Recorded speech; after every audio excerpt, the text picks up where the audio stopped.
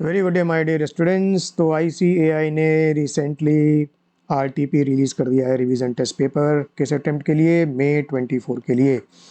ये एक्चुअली नवंबर 24 के लिए भी रिलेवेंट है बिकॉज लॉ यही रहेगा।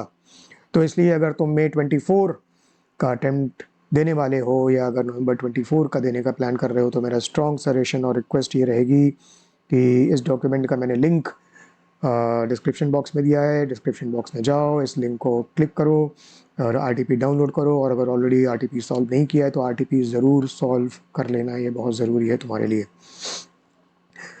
अच्छा, ये वीडियो मैं क्यों बना रहा हूँ? ये वीडियो मैं इसलिए बना रहा हूँ क्योंकि जैसा कि तुमको पता है कि दो टाइप के क्वेश्चन होते हैं। एक तो MCQs होते हैं जो केस सिनेरियोज MCQs और इंडिपेंडेंट MCQs होते हैं, और फिर डिस्क्रिप्टिव क्वेश्चंस होते हैं। MCQ में प्रॉब्लम क्या होती है कि ICAI फाइनल आंसर जो है वो तो RTP में दे देती है, लेकिन उसका एक्सप्लेनेशन, लॉजिक, रीजनिंग और वो आंसर कैसे आया वो प्रोवाइड नहीं करती है। तो प्रॉब्लम होती है क्योंकि अगर हमारा आंसर कुछ और है जो ICAI के आंसर से मैच नहीं कर रहा है तो हमको समझ में नहीं आता, हम समझ नहीं पाते हैं कि ये आंसर क्यों आया। या अगर हम जानना चाहते हैं कि प्रॉपर वर्किंग और एक्सप्लेनेशन क्या होना चाहिए तो हमको समझ में नहीं आता क्योंकि ICAI वो प्रोवाइड नहीं करती है। तो यही पर्पज़ है ये वीडियो बनाने का कि इस वीडियो में मैं MCQs का पूरा एक्सप्लेनेशन डिस्कस करूँगा और तुमको बताऊँगा एक्सप्लेन करते हुए कि जो करेक्ट आंसर है वो किस तरीके से आएगा, ताकि जब तुम RTP सॉल्व करो और उसमें तुम्हें कोई प्रॉब्लम हो MCQs के कॉन्टेक्स्ट में तो तुम ये वीडियो आके देख सकते हो और अपने डाउट्स को सॉल्व कर सकते हो। तो सर क्या आप डिस्क्रिप्टिव क्वेश्चंस का भी आंसर इस वीडियो में डिस्कस करेंगे? बिल्कुल नहीं, क्योंकि वो पूरा वेस्ट ऑफ टाइम ही होगा, क्योंकि detailed answer with working notes ICAI ने RTP में वो आंसर्स ऑलरेडी प्रोवाइड कर रखे हैं। लेकिन मैं ये ज़रूर कहूँगा कि डिस्क्रिप्टिव क्वेश्चंस के जो आंसर ICAI ने प्रोवाइड कर रखे हैं उसमें भी अगर तुम्हें कोई भी ज़रा सा भी डाउट हो तो बिना किसी संकोच के कमेंट बॉक्स में अपनी क्वेरी डाल देना और मैं उसका जवाब तुम्हें ज़रूर ASAP दूंगा। वीडियो शुरू करने के पहले दो बातें। एक कि जो क्वेश्चन है उनको मैं as such as it is read out नहीं करने वाला हूँ क्योंकि उसमें हमारा टाइम ही वेस्ट होगा। मैं चाहता हूँ कि तुम RTP सॉल्व करो, क्वेश्चन को पढ़ो और फिर अगर डाउट हो कि ये आंसर क्यों आया है और किस तरीके से आंसर आना चाहिए तो तुम इस वीडियो को आके रेफ़र करो। दूसरा, जो एप्लीकेबल कॉन्सेप्ट्स हैं उन कॉन्सेप्ट्स को मैं एक्सप्लेन नहीं करने वाला हूँ क्योंकि वो इस वीडियो का स्कोप नहीं है। मैं तुमको सिर्फ इतना बताऊँगा कि MCQs का आंसर जो है उसका लॉजिक क्या है, उसका एक्सप्लेनेशन क्या है, किस तरीके से उसको सॉल्व करना है। तो चलो वीडियो शुरू करते हैं।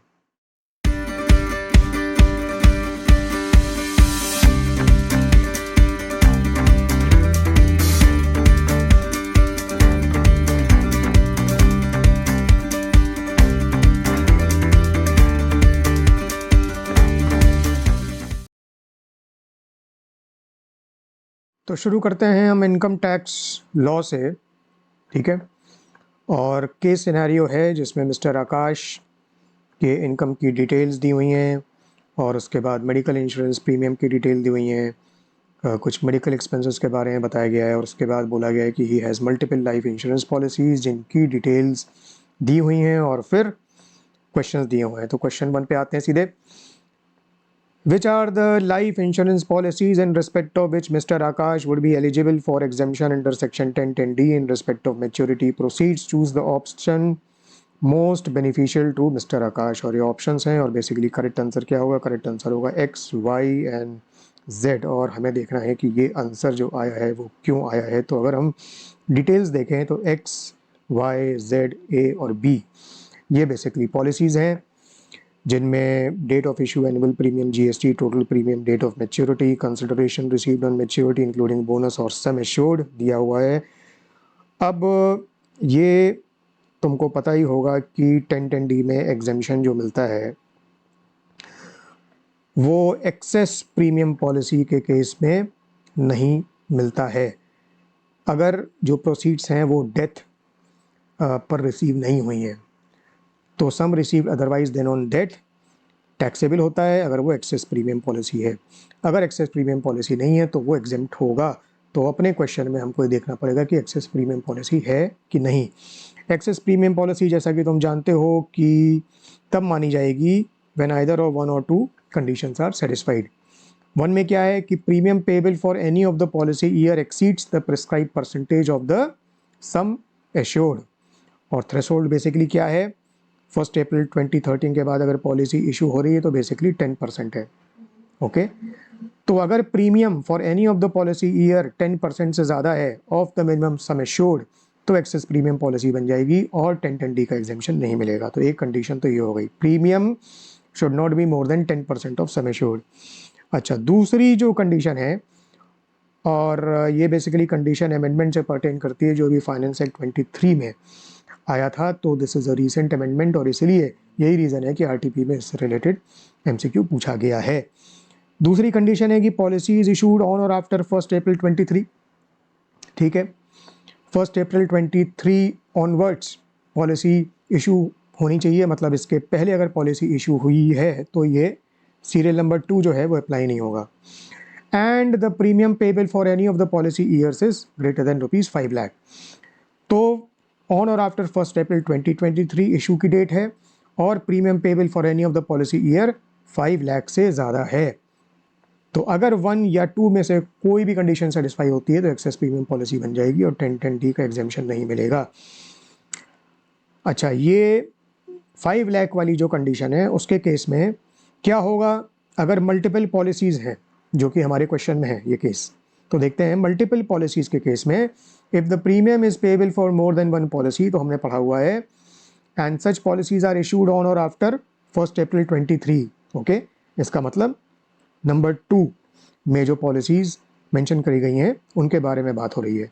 तो अगर मोर देन 1 पॉलिसी है which are issued on or after 1 April 23 और उनका प्रीमियम दिया जा रहा है तो एग्जेम्पशन किस पे मिलेगा, only with respect to those policies where the aggregate amount of premium does not exceed ₹5 lakh in any of the policy years. तो बेसिकली हमको एग्रीगेट करके प्रीमियम देखना पड़ेगा और उन्हीं पॉलिसीज पे एग्जेम्पशन मिलेगा जिनका एग्रीगेट 5 लाख की थ्रेशोल्ड को क्रॉस नहीं कर रहा है। तो अपने क्वेश्चन में हम आते हैं। अब एक तो हमको ये देखना है कि एक तो यहाँ डेट ऑफ इशू दी हुई है, एनुअल प्रीमियम एक्सक्लूडिंग जीएसटी दिया हुआ है और उसके बाद GST at the rate of 18% दिया हुआ है। तो जब हम 1010D के एग्जेम्पशन की बात करेंगे तो हमको जीएसटी को इंक्लूड नहीं करना है प्रीमियम में, जीएसटी को इंक्लूड नहीं करना है प्रीमियम में। तो हमको बेसिकली ये अमाउंट कंसिडर करना है, premium, annual premium excluding GST. तो टोटल प्रीमियम भी बेसिकली हमारे लिए रेलेवेंट नहीं है। अच्छा, डेट ऑफ मैच्योरिटी ये है और डेट ऑफ इशू ये है और डेट ऑफ मैच्योरिटी। तो अगर हम देखेंगे कि जो टर्म है वो बेसिकली सभी का 9 ईयर्स है। ओके, एक्स वाई जेड और ए, और कंसिडरेशन रिसीव्ड ऑन मैच्योरिटी ये दिया हुआ है और सम एश्योर्ड ये दिया हुआ है। अच्छा, बी जो है पॉलिसी ये टर्म इंश्योरेंस पॉलिसी है। तो टर्म इंश्योरेंस पॉलिसी में क्या है कि it runs for a particular term और उसमें the insured page the premium जो यहाँ पर 80,000 एक्सक्लूडिंग जीएसटी प्रीमियम पे कर रहे हैं। और अगर if the insured survive the term of the policy तो फिर कोई मैच्योरिटी प्रोसीड्स नहीं मिलती हैं। If the insured dies during the term of the policy तो उसके नॉमिनी को जो है वो सम एश्योर्ड मिल जाता है। If the insured survives the term of the policy तो सम एश्योर्ड नहीं मिलता है। तो बेसिकली कोई पे आउट नहीं है, यहाँ पर कोई पे आउट नहीं है। इसका मतलब Akash is surviving the term of the policy और इसलिए यहाँ पर कोई कंसिडरेशन नहीं दिया हुआ है। और क्योंकि हमारे क्वेश्चन में दिया हुआ है कि eligible for exemption in respect of maturity proceeds, तो मैच्योरिटी प्रोसीड्स तो टर्म इंश्योरेंस पॉलिसी के केस में है ही नहीं। तो बेसिकली बी को हमको कंसिडर नहीं करना है इस क्वेश्चन का आंसर देने के लिए। तो बेसिकली हमको देखना है कि एक्स वाई जेड और ए में से कौन सी पॉलिसीज़ हैं जिनकी प्रोसीड्स एग्जेम्प्ट रहेंगी। तो एक तो पहली वाली कंडीशन ये थी कि premium should not be more than 10% of sum assured. ठीक है, तो अगर हम एक्स वाई जेड ए चारों पॉलिसीज़ को देखें तो ये कंडीशन चारों पॉलिसी में सेटिस्फाई नहीं हो रही है, मतलब premium is not more than 10%। Okay, तो अब आते हैं सेकंड कंडीशन में जो कि बोलती है कि अगर 1 अप्रैल 2023 या उसके बाद पॉलिसी इशू हुई है तो 5 लाख से ज़्यादा प्रीमियम नहीं होना चाहिए। अब अगर हम एक्स की बात करें तो ये 1 अप्रैल 2023 के पहले डेट ऑफ इशू है। तो पहला वाला प्रीमियम मोर देन 10% वो भी यहाँ सेटिस्फाई नहीं हो रहा, और 1 अप्रैल 2023 के बाद या उसके बाद ये एक्स इशू नहीं हुई है, और प्रीमियम भी 5 लाख से ज़्यादा नहीं है, तो बेसिकली एक्स एग्जेम्प्ट है। तो इसका मतलब एक्स एक्सेस प्रीमियम पॉलिसी नहीं है, तो एक्स हो गई एग्जेम्प्ट, एक्स हो गई एग्जेम्प्ट। अब पॉलिसीज़ जो बची वो हैं वाई, जेड और ए, और हमको देखना है वाई, जेड और ए बेसिकली मल्टीपल पॉलिसीज़ हैं, और ये 1 अप्रैल 23 या उसके बाद इशू हुई हैं तीनों। ठीक है, तो हमें देखना है कि इनमें से किस में एग्जेम्पशन मिलेगा, इनमें से कौन सी पॉलिसीज़ में एग्जेम्पशन मिलेगा। तो जैसा हमने देखा कि उन पॉलिसीज़ में एग्जेम्पशन मिलेगा जिनका एग्रीगेट ऑफ प्रीमियम 5 लाख से ज़्यादा नहीं है। तो अगर हम वाई, जेड और ए के प्रीमियम की बात करें 3 लाख, 2 लाख और 2.5 लाख, तो बेसिकली कॉम्बिनेशन क्या बन रहे हैं, या अच्छा वाई, जेड और ए तीनों को एग्जेम्प्ट नहीं कर सकते क्योंकि तीनों का एग्रीगेट प्रीमियम 5 लाख से एक्सीड कर जाएगा। तो या तो हम वाई और जेड को एग्जेम्प्ट कर सकते हैं क्योंकि 3 + 2 5 लाख का प्रीमियम बनेगा जो 5 लाख से एक्सीड नहीं कर रहा, या फिर जेड और ए को कर सकते हैं जिसका 4,50,000 बनेगा। अच्छा वाई और ए को नहीं कर सकते क्योंकि 5,50,000 का बनेगा जो कि 5 लाख से एक्सीड करेगा। तो एग्जेम्पशन बेसिकली या तो वाई प्लस जेड का मिलेगा विद एक्स, या वाई और ए का मिलेगा विद एक्स। ओके, तो basically X Y Z exempt होंगे या एक्स वाई ए एग्जेम्प्ट होंगे। एक्स तो एग्जेम्प्ट है ही, तो बेसिकली हमको अब चेक करना है कि वाई और जेड के केस में आकाश को एग्जेम्पशन क्लेम करना चाहिए या वाई और ए के केस में सॉरी वाई और जेड के केस में क्लेम करना चाहिए या जेड और ए के केस में क्लेम करना चाहिए। और इसमें हमको देखना है कि what is the option which is most beneficial to mister Akash. अब मोस्ट बेनिफिशियल ऑप्शन क्या होगा जिसमें टैक्स इम्प्लीकेशन कम से कम हो। ओके, जिस कॉम्बिनेशन ऑफ पॉलिसीज का टैक्सेबल अमाउंट मैच्योरिटी प्रोसीड्स के रिसीट के इवेंट के केस में मैक्सिमम है, वो हमको एग्जेम्प्ट क्लेम कर लेना चाहिए because that will be most beneficial. तो हमको बेसिकली देखना पड़ेगा कि मैच्योरिटी पर जो कंसिडरेशन मिलेगा उसमें वाई और जेड के केस में कितना टैक्सेबल बन जाएगा या जेड और ए के केस में कितना टैक्सेबल बन जाएगा। जिसमें ज़्यादा अमाउंट टैक्सेबल बनेगा वो हमको एग्जेम्प्ट क्लेम कर लेना चाहिए। ठीक, अब इसके लिए हमको देखना पड़ेगा कि टैक्सेबल अमाउंट क्या बनेगा। तो जब टैक्सेबिलिटी अराइज होती है एक्सेस प्रीमियम पॉलिसी के केस में, तो that is taxable under the head IFOS, और उसमें हमने पढ़ा है कि रूल 11 UACA में फॉर्मूला है, और जैसा कि हम जानते हैं कि income taxable okay in the first previous year, क्योंकि बीच में कुछ सरेंडर नहीं हो रहा है, बीच में कोई प्रोसीड्स नहीं मिल रही हैं, तो अल्टीमेटली मैच्योरिटी पे पहली बार प्रोसीड्स मिल रही हैं। तो बेसिकली इनकम कितनी टैक्सेबल होगी, हमें क्या करना पड़ेगा, A माइनस B करना पड़ेगा, जिसमें A क्या है, सम और the aggregate of sum received under the policy. Okay, basically कितना हमको मैच्योरिटी प्रोसीड्स मिली, sum received under the policy minus aggregate of premium paid during the term of the policy, minus aggregate of the premium paid during the term of the policy which has not been claimed as deduction under any other provision of the act। इसमें deduction किस section में मिलेगा, life insurance premium का section 80C में, section 80C में मिलेगा। तो अगर सेक्शन 80C में क्लेम किया गया है तो वो हमको यहाँ से रिड्यूस करना पड़ेगा, और जो बैलेंस है वो हमको ए से माइनस करना पड़ेगा। तो ये फॉर्मूला बनेगा, उस फॉर्मूले के हिसाब से हमको देखना पड़ेगा कि किस कॉम्बिनेशन में क्या टैक्सेबिलिटी बन रही है। तो बेसिकली इस तरीके से हमको वर्कआउट करना पड़ेगा। अच्छा, यहाँ डिपेंड करेगा कि डिफ़ॉल्ट टैक्स रिजीम आकाश फॉलो कर रहा है कि ऑप्शनल टैक्स रिजीम फॉलो कर रहा है, अभी तो क्वेश्चन में दिया नहीं है, तो हमको दोनों तरीके से करके देख लेना पड़ेगा। इनफैक्ट दोनों में ही आंसर सेम आएगा। तो पहले हम देखते हैं डिफ़ॉल्ट टैक्स रिजीम अगर है तो हमारी वर्किंग क्या होगी, और इस केस में 80C का डिडक्शन नहीं मिलेगा। ATC का डिडक्शन नहीं मिलेगा। तो ये पॉलिसी Y है, ये Z है और ये A है। तो पहले हम क्या करेंगे, सम रिसीव्ड अंडर द पॉलिसी। हमारे क्वेश्चन में क्या दिया हुआ है, 36 लाख, 28 लाख और 30 लाख।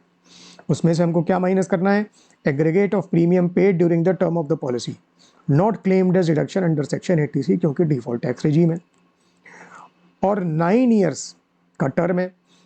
तो 9 ईयर्स के लिए कितना प्रीमियम पे किया गया है, तो किस तरीके से कैलकुलेट करेंगे। प्रीमियम हम बेसिकली ये लेंगे एक्सक्लूडिंग GST, 3 लाख, 2 लाख और 2,50,000, इसको हम 9 से मल्टीप्लाई कर लेंगे।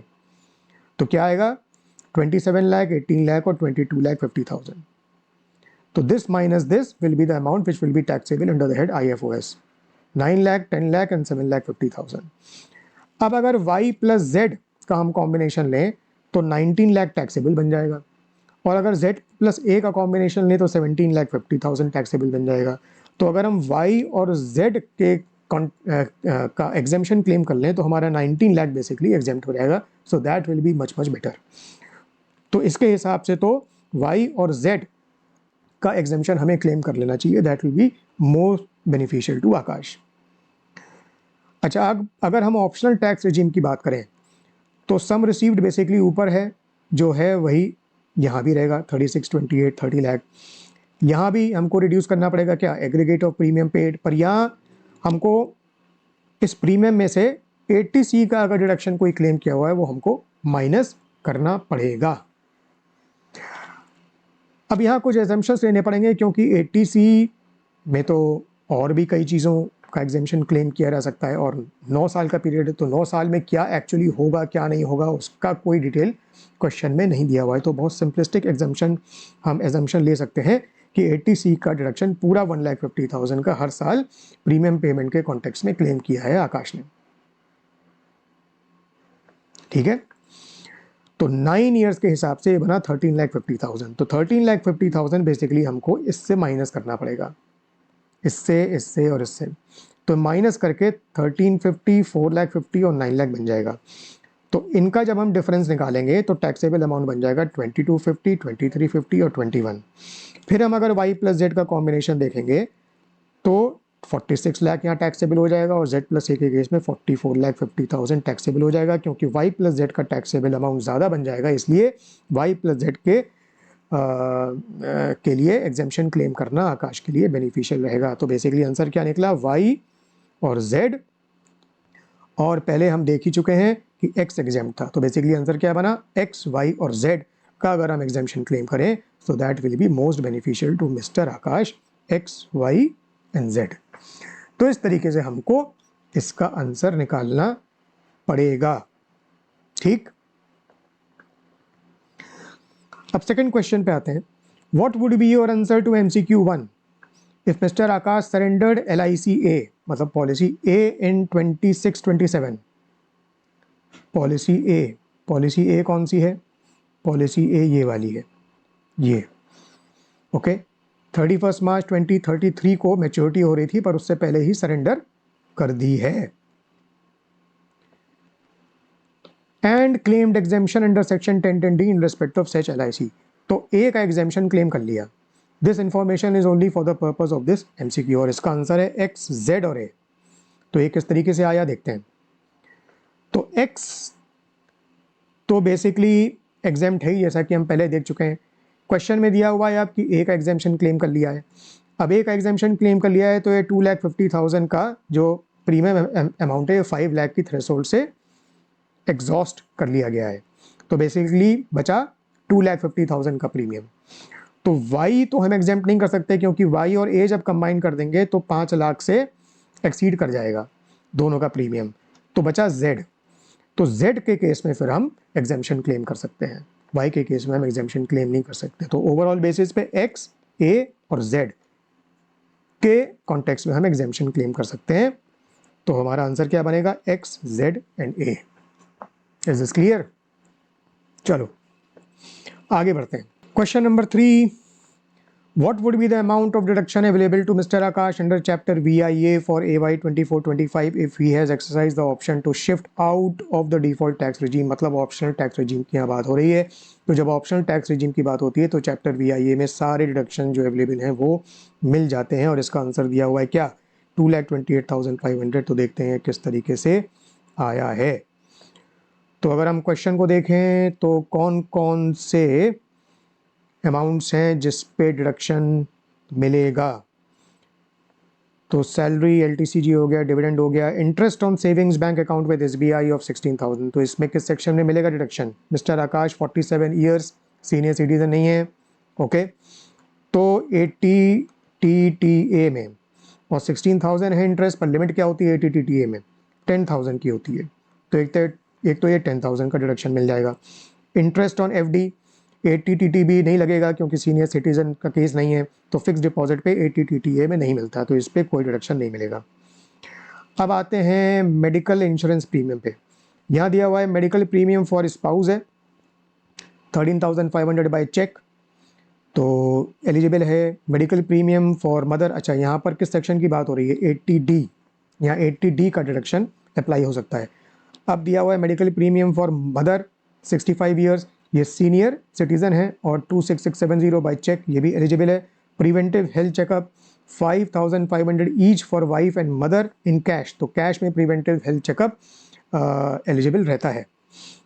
अब मेडिकल एक्सपेंसेस की बात हो रही है, बाय क्रेडिट कार्ड 17,000 मदर के लिए और 27,000 फादर के लिए, हु इज 67 ईयर्स ओल्ड। अच्छा, यहाँ मदर के लिए मेडिकल एक्सपेंसेस हैं और मेडिक्लेम प्रीमियम भी है, लेकिन फादर के लिए मेडिकल एक्सपेंसेस हैं, मेडिक्लेम प्रीमियम नहीं है। तो 80D की अगर हम बात करें तो 80D में स्पाउस के लिए 25,000 की लिमिट है, ठीक। पेरेंट्स के लिए 25,000 की लिमिट है, और अगर सीनियर सिटीजन है तो 25,000 और, मतलब 50,000 की लिमिट है हेल्थ इंश्योरेंस प्रीमियम के लिए। अगर हम मेडिकल एक्सपेंडिचर की बात करें तो डिडक्शन तभी मिलता है जब no health insurance premium has been paid. तो हमारे केस में किसकी बात हो रही है? फादर की बात हो रही है, ठीक है, वो भी कवर्ड है और 50,000 तक का मिलता है। और पेरेंट्स का टोटल जो है वो मैक्सिमम डिडक्शन 80D में 50,000 तक का मिल सकता है। तो अब हम देखते हैं कि हमारे क्वेश्चन में क्या पोजीशन है। तो एक तो medical premium for mother senior citizen है, तो 26,670, एक तो ये 26,670 का मिल जाएगा, क्योंकि मेडिकल प्रीमियम मदर का है तो मदर के मेडिकल एक्सपेंसेस के कॉन्टेक्स्ट में डिडक्शन नहीं मिलेगा, तो 17,000 का तो डिडक्शन नहीं मिलेगा। फादर का क्योंकि मेडिकल प्रीमियम नहीं है तो इनके मेडिकल एक्सपेंसेस को हम 80D में काउंट कर सकते हैं 27,000। तो 27,000 और 26,670 ये पेरेंट्स के लिए हो गया जो 50,000 से एक्सीड कर रहा है। तो लिमिट क्या थी पेरेंट्स के लिए? 50,000। तो इसका मतलब पेरेंट्स के लिए कितना मिल जाएगा? 50,000। अब स्पाउस की बात करते हैं। स्पाउस का 13,500 का ये एलिजिबल है, तो इसको 13,500 का ये एलिजिबल है, तो इसको हम यहाँ काउंट कर लेते हैं। प्रिवेंटिव हेल्थ चेकअप जो है वो 5,500 ईच, लेकिन ओवरऑल प्रिवेंटिव हेल्थ चेकअप की डिडक्शन की लिमिट कितनी होती है? 5,000। इससे ऊपर हम डिडक्शन क्लेम नहीं कर सकते।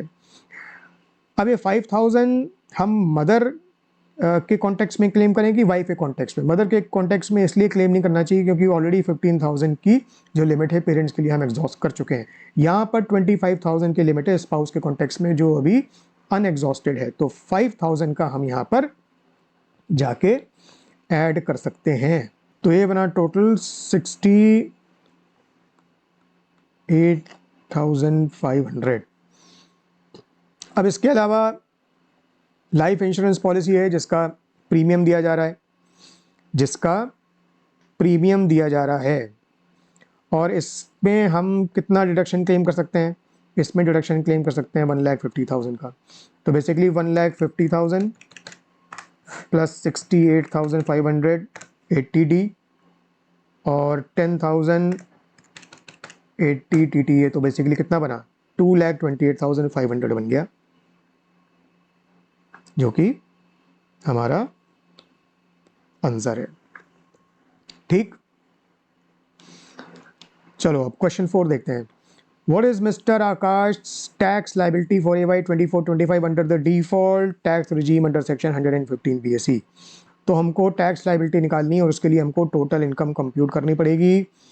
टोटल इनकम कंप्यूट करनी पड़ेगी, सैलरी, LTCG, क्योंकि ये sale of listed equity share से STD पेड, तो ये कौन सा सेक्शन बनेगा? 112A, जिसमें 10% टैक्स लगता है after providing 1 lakh exemption. Dividend add हो जाएगा, interest on savings bank add हो जाएगा, interest on fix deposit add हो जाएगा, क्योंकि डिफ़ॉल्ट टैक्स रिजिम की बात हो रही है तो ATTTA नहीं मिलेगा, ATD भी नहीं मिलेगा और ATC भी नहीं मिलेगा। तो बेसिकली इनकम को ऐड करके टोटल इनकम निकाल के हमको सीधे टैक्स कंप्यूट कर लेना पड़ेगा। तो किस तरीके से होगा देख लेते हैं। Under default tax regime salary हो गई, 112A LTCG हो गया, डिविडेंड हो गया, सेविंग्स बैंक इंटरेस्ट हो गया, FD इंटरेस्ट हो गया, तो टोटल कितना बना? 63,65,000। अब इसमें हमको टैक्स निकालना पड़ेगा। तो सबसे पहले हम क्या करेंगे? स्पेशल इनकम पे टैक्स निकालेंगे। 112A 10% के हिसाब से 6,54,000 में से 1 लाख का एग्जेम्पशन देंगे तो 5,54,000 पे 10% बनेगा 55,400। And tax on the other income, तो अदर इनकम कितनी बनेगी? 63,65,000 माइनस 6,54,000, ये बनेगी 57,11,000। इस पे जब हम डिफ़ॉल्ट टैक्स रिजीम के रेट्स अप्लाई करेंगे तो टैक्स हमारा निकल आएगा 14,13,300। इसको और इसको जब हम ऐड करेंगे तो टैक्स बन जाएगा हमारा 14,68,700। अब इसमें सरचार्ज ऐड करना पड़ेगा, और क्योंकि टोटल इनकम 50 लाख से ज़्यादा है और 1 करोड़ तक है तो सरचार्ज का रेट क्या लगेगा? 10% लगेगा। तो इस पर 10% सरचार्ज ऐड करेंगे और फिर जो टैक्स प्लस सरचार्ज अमाउंट बनेगा उस पर 4% सेस ऐड करेंगे, तो ये टोटल हमारा बन जाएगा 1680,193। अब क्योंकि ये 193 है तो इसको अप टू ₹10 राउंड ऑफ करना पड़ेगा, जो कि बन जाएगा 1680,190। 1680,190, तो हमारा आंसर क्या बनेगा? 1680,190, ऑप्शन नंबर बी। ठीक। 5वें क्वेश्चन में पूछा गया है मिस्टर आकाश की टैक्स लाइबिलिटी निकालो if he has exercise the option to shift out of the default tax regime. तो इस केस में भी टैक्स लाइबिलिटी कंप्यूट करनी है, लेकिन ऑप्शनल टैक्स रिजीम के केस में, और आंसर क्या है? 173470। तो इसमें बेसिकली किस तरीके से आया है? अब क्योंकि इसमें ऑप्शनल टैक्स रिजीम है तो इनकम डिटेल्स तो सेम रहेंगी, लेकिन ATTTA भी मिल जाएगा, ATD भी मिल जाएगा और ATC भी मिल जाएगा। तो किस तरीके से हम सॉल्व करेंगे? टोटल इनकम ऊपर जो हमने निकाली थी 63,65,000 डिफॉल्ट टैक्स रिजीम में, इसमें हम फर्दर चैप्टर VIA के टोटल डिडक्शन 2,28,500 माइनस कर देंगे, ये टोटल इनकम बन जाएगी। जैसे ऊपर कंप्यूट किया था बिल्कुल वैसे ही कंप्यूट करना है। 112A में टैक्स निकालेंगे, 1 लाख का एग्जाम्पशन देके 10% के हिसाब से, तो ये निकलेगा tax on the other income और 54,82,500 ये निकलेगा। इनका टोटल बेसिकली ये बन जाएगा, इसमें 10% सरचार्ज और फिर 4% सेस लगा के इतना टैक्स बन जाएगा, जिसको राउंड ऑफ करेंगे तो 1730,470 बन जाएगा। तो आंसर क्या है? आंसर भी यही है 1730,470। चलो क्वेश्चन नंबर 6 को देखते हैं। Mister Anil started business of manufacturing tables in February 24। Mercantile system of accounting follow कर रहे हैं। Purchased wood from mister A, B and mister C, और details of purchases and payment table में दी हुई हैं, और how much deduction would be available in respect of purchases made while computing business income. और अगर हम क्वेश्चन को देखें तो मिस्टर A माइक्रो एंटरप्राइज है, मिस्टर B स्मॉल एंटरप्राइज है और मिस्टर C होना चाहिए, टाइपो है, ये मीडियम एंटरप्राइज है। ठीक है। अब इसमें जो सेक्शन लगेगा वो लगेगा 43B। रीसेंट अमेंडमेंट आया था फाइनेंस एक्ट 2023 में, और बेसिकली अगर हम 43B की बात करें तो जो स्पेसिफाइड पेमेंट्स हैं जो 43B में कवर्ड हैं, उसमें एक नया पेमेंट कवर हुआ है, वो है any sum payable to a micro और small enterprise beyond the time limit specified under section 15 of the micro small and medium enterprises development act 2006, मतलब MSMED एक्ट। तो माइक्रो और स्मॉल एंटरप्राइजेस को जो पेमेंट है beyond the time limit specified under MSMED act, ये cover है 43B में। Note करो कि मीडियम एंटरप्राइज का पेमेंट कवर्ड नहीं है, वो उसका डिडक्शन जनरल प्रिंसिपल्स के हिसाब से सेक्शन 37(1) के हिसाब से आपको मिलेगा। अब अगर सम पेबल है टू माइक्रो और स्मॉल एंटरप्राइज और जिसका payment beyond the time limit हो रहा है which is specified under section 15 of MSMED act, तो उसका डिडक्शन सिर्फ उसी प्रीवियस ईयर में मिलेगा in which such sum is actually paid actual payment basis पर। ठीक, तो क्वेश्चन उठता है कि टाइम लिमिट जो स्पेसिफाइड है under section 15 of MSMED act वो क्या है। देखो, वो डिपेंड करता है कि रिटन एग्रीमेंट है कि नहीं। ओके, अगर रिटन एग्रीमेंट है तो ड्यू डेट क्या होगी, the date agreed in writing, और उसकी लिमिट है 45 days. This can not exceed 45 days from the date of acceptance of goods और सर्विसेज। तो अगर रिटन एग्रीमेंट है तो ऑन और before the date agreed in writing payment कर देना पड़ेगा, which can not exceed 45 days. अगर रिटन एग्रीमेंट नहीं है इन दिस बिहाफ, तो टाइम लिमिट क्या होगी पेमेंट की, with in 15 days from the date of such acceptance. ठीक, तो अब आते हैं अपने क्वेश्चन पे। यहाँ पर डेट ऑफ पेमेंट है 29 मार्च, 15 अप्रैल और 30 नवंबर 24। तो इस तरीके से टेबल बना देते हैं, पेमेंट नंबर 1, नंबर 2, नंबर 3। ठीक है, micro number 1, small number 2 and medium number 3। Date of payment जो क्वेश्चन में दी हुई है 29 मार्च, 15 अप्रैल, 30 नवंबर। तो नंबर 1 में डेट ऑफ पेमेंट दी हुई है 29 मार्च, और हमें पता करना है कि टाइम लिमिट पेमेंट की अंडर MSMED एक्ट क्या होगी इस केस में। तो इस केस में डेट ऑफ परचेज बेसिकली 15 फरवरी 2024 है, 5 लाख का अमाउंट है। Payment due as per written agreement if any, तो मिस्टर ए के केस में रिटन एग्रीमेंट है और as per agreement within 30 days from the date of purchase. और जैसा कि हमने देखा लिमिट होती है 45 डेज की, 30 days is with in 45 days, तो इस हिसाब से चलेगा। तो 30 डेज फ्रॉम 15 फरवरी 2024 will be the time limit, और ये क्या बनेगी, ये आपकी बन जाएगी 16 मार्च 2024। अब 16 मार्च 2024 तक पेमेंट करना है और 29 मार्च को पेमेंट हो रहा है, तो बियॉन्ड द टाइम लिमिट है। बियॉन्ड द टाइम लिमिट है, इसका मतलब डिडक्शन 43B के हिसाब से मिलेगा in the year in which payment is made, which is incidentally the same previous year 23-24, क्योंकि 31 मार्च के बियॉन्ड पेमेंट नहीं हो रहा है। तो 23-24 में ही एक्रूअल भी हो रहा है और 23-24 में ही इसका डिडक्शन मिल जाएगा, इसका डिडक्शन मिल जाएगा। तो 5 लाख का डिडक्शन मिल जाएगा। ठीक, अब आते हैं मिस्टर बी के केस में, स्मॉल एंटरप्राइज के केस में। यहाँ डेट ऑफ परचेज है 17 मार्च, 7 लाख की परचेज है और रिटन एग्रीमेंट नहीं है। रिटन एग्रीमेंट नहीं है, इसका मतलब टाइम लाइन क्या होगी, 15 डेज। 17 मार्च प्लस 15 डेज, 17 मार्च प्लस 15 डेज, ये आपकी होती है 1 अप्रैल। तो 1 अप्रैल तक पेमेंट कर देना है, लेकिन एक्चुअली पेमेंट इसके बाद हुआ है 15 अप्रैल। इसका मतलब 23-24 में आपको डिडक्शन नहीं मिलेगा, एक्चुअल पेमेंट बेसिस पर मिलेगा, तो वो 24-25 बन जाएगा। तो 23-24 प्रीवियस ईयर में इसका 7 लाख का डिडक्शन नहीं मिलेगा। अब आते हैं मिस्टर ए के केस में, मीडियम एंटरप्राइज के केस में। मीडियम एंटरप्राइज के केस में 43B नहीं लगेगा, 37(1) लगेगा। तो इसमें डेट ऑफ परचेज ये है, तो मर्केंटाइल सिस्टम है, एक्रूअल बेसिस पे 23-24 प्रीवियस ईयर में एंट्री बुक हो गई है 8 लाख की, और भले ही within 40 days from the date of purchase और डेट ऑफ पेमेंट 30 नवंबर 2024 है, पर 43B नहीं लगेगा। तो 23-24 में ही एक्रूअल बेसिस के हिसाब से 8 लाख का डिडक्शन मिल जाएगा।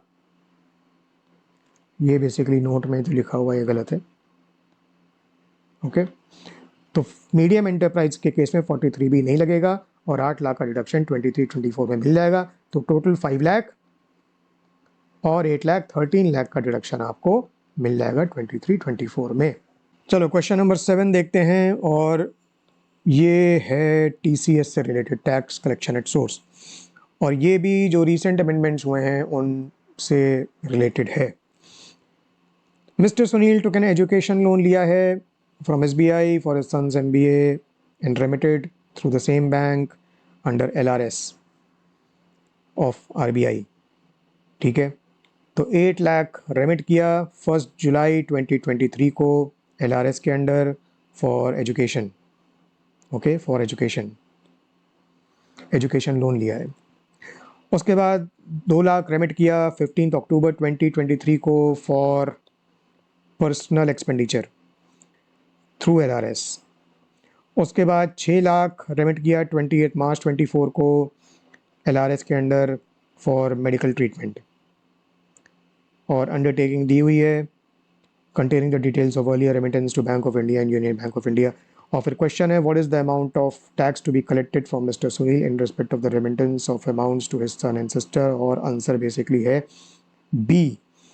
और इसका ये आंसर ऐसा क्यों है, उसके लिए हमें TCS के प्रोविजंस की तरफ थोड़ा ध्यान देना होगा। और ये 206C1G है, रेमिटेंस आउट ऑफ इंडिया, जहाँ पर रेमिटेंस हो रहा है under the LRS liberalise remittance scheme of the RBI, और ये रेट्स दिए हुए हैं। और जैसा कि हम जानते हैं कि अमेंडमेंट हुआ है फ्रॉम 1 अक्टूबर 2023, ठीक है। और 3 कैटेगरीज की रेमिटेंस हैं जिसमें रेट्स डिफरेंट हैं, and rate of TCS applies on the amount और aggregate in excess of 7 lakh. ये 7 लाख की थ्रेशोल्ड है, तो इन एक्सेस ऑफ 7 लाख का जो रेमिटेंस हो रहा है इन अ फाइनेंशियल ईयर, उस पर TCS लगेगा। 7 लाख तक TCS नहीं लगेगा।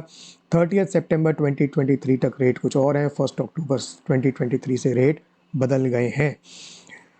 कैटेगरी 1 में अगर लोन है फॉर एजुकेशन जो कि बैंक से लिया गया है, तो रेट बेसिकली चेंज नहीं हुआ है through out the financial year, rate 0.5%। ठीक, तो अगर हम अपने क्वेश्चन में देखें तो पहला जो है वो 1 अक्टूबर के पहले का है, 1 जुलाई 2023, और ये एजुकेशन लोन लिया हुआ है बैंक से, स्टेट बैंक ऑफ इंडिया, और ये रेमिटेंस किया गया अंडर LRS। तो रेट क्या लगेगा, 0.5% of amount exceeding ₹7 lakh. 7 lakh का थ्रेशोल्ड है, तो ये 8 लाख है, तो TCS किस पे लगेगा 1 लाख पे। 1 लाख पे 0.5% के हिसाब से लगेगा। तो क्या लिखा है, TCS at the rate of 0.5% of 1 lakh in respect of remittance for son's education. एक तो ये हो गया। अच्छा, इसके बाद जो है वो 15 अक्टूबर 2023 को रेमिटेंस हो रहा है, जो कि हमारे 1 अक्टूबर या उसके बाद वाली डेट है। तो अगर रेट रिवाइज हुआ होगा तो रिवाइज रेट लगेगा, और रेमिटेंस 2 लाख का है for personal expenditure, for personal expenditure. तो पहला कैटेगरी तो था लोन जिसका रेमिटेंस हो रहा है for purpose of education. Second था for purpose of education not being number 1 above और for medical treatment, and third is the residual case. तो पर्सनल एक्सपेंडिचर नंबर 3 में आएगा, which is any other case. तो इस केस में 30 सितंबर तक 5% rate है और उसके बाद 20% रेट है। तो क्योंकि 30 सितंबर के बाद वाला रेमिटेंस हो रहा है तो इसलिए 20% लगेगा, और क्योंकि 7 लाख की लिमिट पहले ही रेमिटेंस में एग्जॉस्ट हो चुकी है, तो इसलिए पूरे सेकेंड रेमिटेंस पे 20% का TCS लगेगा। तो बेसिकली 2 लाख, पूरे 2 लाख पे 20% का TCS लगेगा। तो क्या लिखा हुआ है आंसर में, at the rate of 20% of 2 lakh in respect of remittance for son's personal expenditure.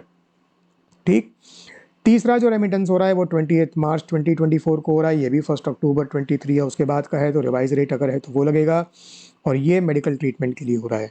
तो मेडिकल ट्रीटमेंट की अगर हम बात करते हैं तो medical treatment category number 2 apply होगी, और इसमें बेसिकली रेट चेंज कोई नहीं है, तो 5% through out the financial year है, तो 5% के हिसाब से पूरे रेमिटेंस पे लगेगा, क्योंकि 7 लाख की लिमिट ऑलरेडी एग्जॉस्ट हो चुकी है। तो 6 लाख पे 5% के हिसाब से लगेगा, 5% ऑफ 6 लाख, तो इसलिए answer will be answer B. Clear. चलो क्वेश्चन 8, मिस्टर गर्ग की बात हो रही है, 45 ईयर्स एज है, रेसिडेंट इन इंडिया है, और टोटल इनकम 5,70,000 है, जिसका ब्रेकअप है 112 70,000, 112A 1.5 लाख, 111A 1 लाख, और जो अदर इनकम है वो 2.5 lakh. Compute tax liability under the default tax regime under section 115 BAC, और इसका आंसर क्या है, इसका आंसर है B 5,200। और ये आंसर कैसे आया देखते हैं। तो इसका बेसिकली टैक्स कंप्यूट करना पड़ेगा। LTCG अंडर 112 20% के हिसाब से टैक्सेबल होता है, STCG अंडर 111A 15% के हिसाब से टैक्सेबल होता है, और LTCG अंडर 112A 10% के हिसाब से टैक्सेबल होता है, और LTCG एक्सीडिंग 1 लाख। अब अनएग्जॉस्टेड बेसिक एग्जामिशन लिमिट का भी कॉन्सेप्ट यहाँ अप्लाई होता है, क्योंकि यहाँ हम देख रहे हैं कि जो स्पेशल रेट पे जो कैपिटल गेंस टैक्सेबल हैं वो हैं 112, 111A और 112A। इनको छोड़ के जो रेसिडुअल इनकम है या जो बैलेंस इनकम है या जो अदर इनकम है वो बनी कितनी 2,50,000 और basic exemption limit default tax regime में कितनी है 3 लाख। तो अनएग्जॉस्टेड बेसिक एग्जेम्पशन लिमिट कितनी हुई 2,50,000 को अगर एग्जॉस्ट कर दो 3 लाख से तो फिर भी 50,000 का बैलेंस बचता है, वो अनएग्जॉस्टेड बेसिक एग्जेम्पशन लिमिट होती है। वो UBEL जो है 50,000 की वो हम इस कैपिटल गेन से रिड्यूस कर सकते हैं और फिर रिड्यूस कैपिटल गेन में हम कैपिटल गेन का टैक्स लगाएंगे। This is the benefit of UBEL। अब क्वेश्चन है कि जो 50,000 का UBEL है वो तुम 112 से माइनस करना चाहोगे कि 11A से कि 112A से। तो ये इंश्योर करने के लिए कि सबसे ज़्यादा बेनिफिट एसएससी को मिले वहाँ से माइनस करना चाहिए जो कैपिटल गेन ज़्यादा रेट पे टैक्सेबल है। तो इन तीनों में से 112 है जो 20% पे टैक्सेबल है, ठीक है। तो बेहतर होगा कि 112 से 50,000 का UBL माइनस कर दो। तो 112 में कितना था कैपिटल गेन 70,000 क्वेश्चन में दिया हुआ है, उसमें से 50,000 माइनस करोगे तो बचेगा 20,000 जिस पे टैक्स लगेगा 112 में 20% का बन जाएगा 4,000 रुपीज़। अब 111A में जो 1 लाख का था कैपिटल गेन STGG उस पर 15% लगाओ तो 15,000 का बन गया। 112A में 1,50,000 का कैपिटल गेन था, 1 लाख का थ्रेशोल्ड के बियॉन्ड 50,000 का बना, उस पर 10% लगा दो तो 5,000 बन गया। और अदर इनकम जो 2.5 लाख की थी उस पर कोई टैक्स नहीं है क्योंकि 3 लाख की बेसिक एग्जेम्पशन लिमिट है 115 BAC में, तो इसलिए टोटल बन गया आपका 24,000। अब रिबेट क्योंकि इंडिविजुअल है और रेसिडेंट है तो रिबेट मिलेगा 87A में, और जो डिफ़ॉल्ट टैक्स रिजीम है उसमें रिबेट में भी अभी अमेंडमेंट हुआ है, उसमें रिबेट मिलना शुरू हो गया है। और क्या है लोअर, अगर 7 लाख तक टोटल इनकम है तो रिबेट मिलेगा लोअर ऑफ टैक्स और 25,000, लेकिन 112A के टैक्स पे रिबेट नहीं मिलेगा। तो रिबेट बेसिकली हमको इस अमाउंट पे मिलेगा 19,000। तो 19,000 या 25,000 में what is lower 19,000 is lower, तो इतना रिबेट मिल जाएगा, बचेगा 5,000, उस पर HEC लगाएंगे 4% का और ये 5,200 हमारा बन जाएगा टैक्स। तो हमारा आंसर क्या बन जाएगा, हमारा आंसर बन जाएगा 5,200। चलो अब हम देखेंगे GST, ओके, और केस सिनेरियो देखेंगे पहले। और ABC लिमिटेड के बारे में बता रहे हैं। मैन्युफैक्चरिंग यूनिट है राजस्थान में, कुछ एंसिलरी यूनिट्स भी हैं और एक होटल भी है राजस्थान में। कमर्शियल स्पेस भी है जो कि मंथली रेंट पे दी जा रही है, और उसके रिलेशन में मेंटेनेंस ही भी है जो कि रिस्पॉन्सिबिलिटी है ABC लिमिटेड की, और कुछ मेंटेनेंस रिलेटेड मटेरियल परचेज़ किए हैं जिस पे रेट 5% का है। और जो होटल है वो मिस्टर एक्स को दिया है for business conference to be held at Udaipur. Mister X is an unregistered person residing in Maharashtra. और एक मशीनरी सप्लाई हुई है in the month of June जिसके डिटेल्स दिए हुए हैं। और CSR एक्सपेंडिचर हुआ है 5 लाख का। और फिर स्क्रूटनी प्रोसीडिंग्स में GST ऑफिसर ने बोला है कि भाई copy of audited financial statements